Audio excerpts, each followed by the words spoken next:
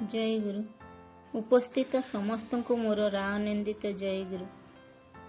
वंदे पुरुषोत्तम परम प्रेममय परम दयाल श्री श्री ठाकुर श्री चरण रे मोर कोटि कोटि प्रणाम। जगत जननी श्री श्री बड़मा लक्ष्मी श्री चरण रे मोर कोटि कोटि प्रणाम। परम पूज्य पाद श्री श्री बड़दा श्री चरण रे मोर कोटि कोटि प्रणाम। परम पूज्य पाद श्री श्री आचार्य देव श्री चरण रे मोर कोटि कोटि प्रणाम।